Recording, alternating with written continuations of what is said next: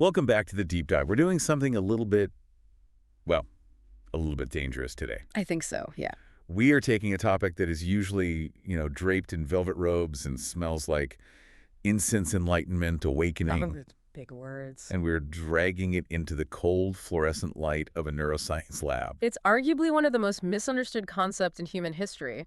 You say higher states of consciousness, and people, they immediately picture a monk on a mountain. Right. Levitating, totally detached from reality, smiling at a goat while the world burns. Exactly. The assumption is that it's a mystical experience, with the emphasis on experience. Something that happens to you. Like a lightning strike. Or winning the lottery. It's special, it's rare, and it's probably not for you if you have a 9-to-5 job. But the research we're getting into today, specifically this PNSE structural framework, it basically says, no, stop looking at the fireworks. Look at the wiring. Yes. Look at the schematic. And PNSE stands for Persistent Non-Symbolic Experience. And our mission for this deep dive is to strip away all the poetry and just look at the neuroscience. We're not talking about souls or chakras. We're talking about network connectivity, recursion, signal processing. Which I love because it makes the ineffable actually discussable. Yes. But let's start with the core definition. The source material is adamant about one thing that really threw me. PNSE is not a feeling. It's not a depth of peace. So if I'm not feeling blissful, but I have this, what exactly do I have? You have a specific neural configuration. That is the key distinction. Configuration. The source defines PNSE as a configuration where this thing called recursive self-referential processing, it happens in the default mode network, the DMN. Okay. It just stops habitually moving into the foreground of your mind. Right. Recursive self-referential processing. That is a dense phrase. I feel like I do that all day. Is that the voice in my head? The narrator? It is the voice, but it's more than just the voice. It's the checker. The checker. Yeah. Think about your average Tuesday. You send an email, you walk into a meeting. How many times do you unconsciously ask, how am I doing? Do they like me? Is this going well? What did that Slack message really mean for my career? Constantly. I mean, it's the background hum. It's the operating system. That's the recursion. It's the loop where the brain takes raw data, a sight, a sound, and immediately routes it through the me filter. What does this mean for me? And in a standard brain, that loop it's dominant. It's always pushing to the front of the line. It hijacks everything to make it about the protagonist of the movie. And the source says that in PNSE, that loop, it breaks. It doesn't have to break, but it gets demoted. It just stops being the default setting. The source calls this non-symbolic. Now, we need to be careful there because non-symbolic sounds like you turn into a vegetable. Or a zombie, yeah. That was my first thought. If I stop symbolizing, do I stop understanding what a red light is? Do I don't know, forget my own zip code? Not at all. And that's the biggest fear, that awakening means you become functionally incompetent. But the source is really clear. Thoughts, memory, emotions, they all still happen. You still know a red light means stop. Okay. But you don't turn that red light into a whole narrative about how you're late and you're a failure and why does traffic always happen to you. So the content, the raw data of the world is still there. The content is there, but the mandatory processing step, that stamp of self-importance, is skipped. The symbolization of me versus the world, it just isn't applied. It's like watching a movie without the director's commentary track. Or maybe like receiving a text message without the phone vibrating. The information arrives, but it doesn't hook you. It doesn't trigger that whole cascade of anxiety. This brings us to a really crucial distinction that Source makes, and I think this is where most people who are interested in this stuff get lost. The difference between a state and a configuration. Yes. Because I've had those moments, on a good run or listening to music where the me just disappears for a minute. Everything's perfect. Yeah. Is that PNSE? And that's the perfect question. The source is pretty brutal on this point. No. That is a state. A state is a weather event. It's temporary. It's usually induced by something. You meditated, you did breath work. And it feels amazing. It feels spiritual. It feels amazing because it's a massive simultaneous dampening of brain networks. It's a huge contrast to your normal life. You go from noise to silence. But the defining feature of a state is that it's reversible. You come down. You come down. The weather changes back. The clouds roll in. And then you spend the next month trying to get back there.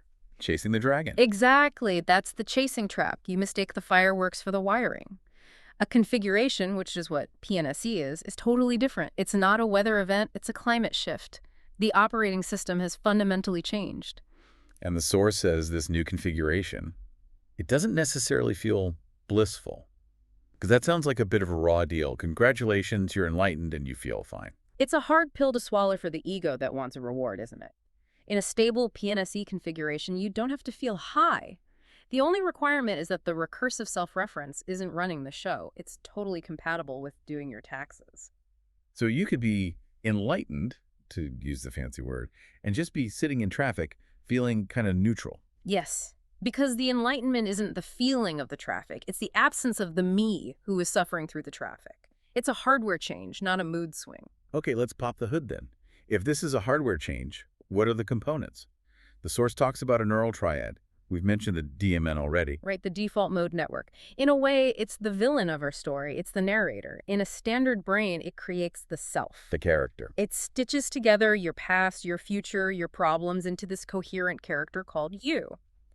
In PNSE, the DMN might still fire thoughts can appear, but they lack what the source calls recursive ownership. Recursive ownership. Yeah. I like that. It's like the difference between hearing a random shout in the street versus hearing someone shout your name. That is a perfect analogy. In PNSE, it's all just shouts in the street. Nothing really has your name on it.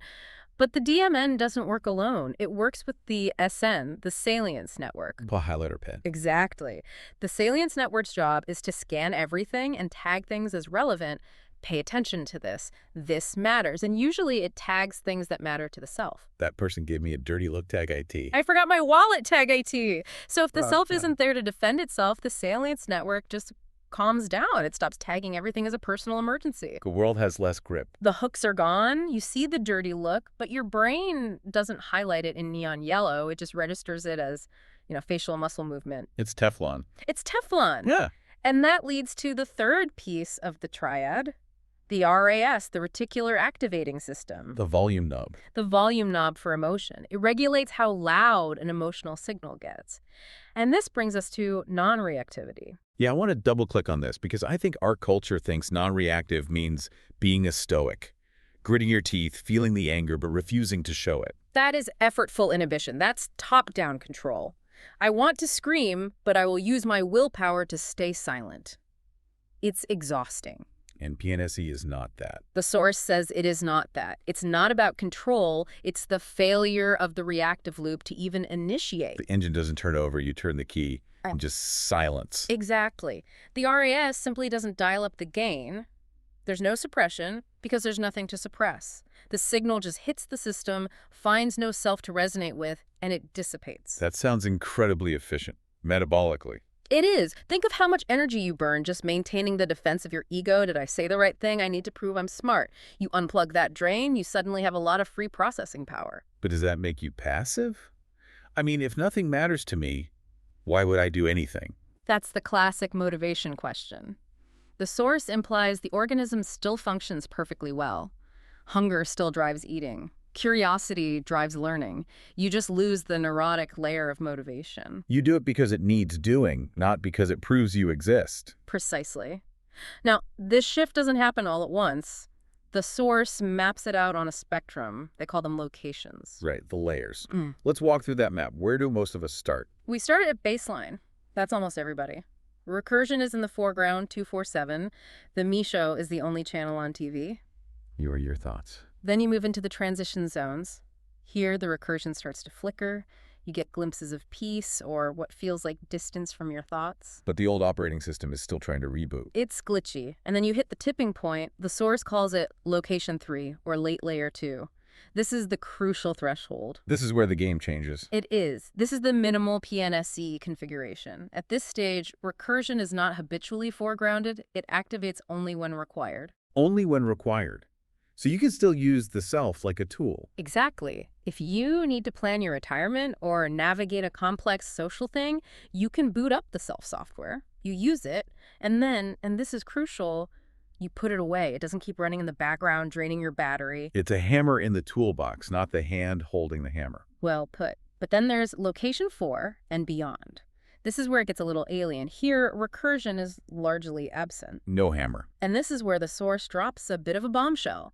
In spiritual circles, deeper is always better. Right. You want to merge with the cosmos.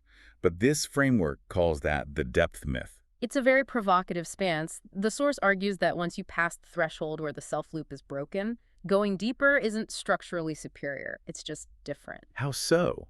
Because if I'm experiencing the infinite light of the universe, surely that's better than just not being annoyed. The source compares it to dreaming. Your dream might be a vivid 4K Technicolor adventure. My dream might be black and white and boring. Subjectively, yours feels more profound. But structurally? Structurally, we are both just asleep. The structure's identical, the content is variable. The source says these deep levels of PNSE are just phenomenological variation. It's a style choice by the brain, not a structural advancement. Wow. So the specific flavor of the emptiness is just decoration, wallpaper. It's just wallpaper. That is a massive ego check for the spiritual ego. My void is deeper than your void. My silence is louder than yours. It's hilarious when you think about it. The self using the absence of self to brag about itself. Which brings us perfectly to the trap of seeking, because the self is a survivor.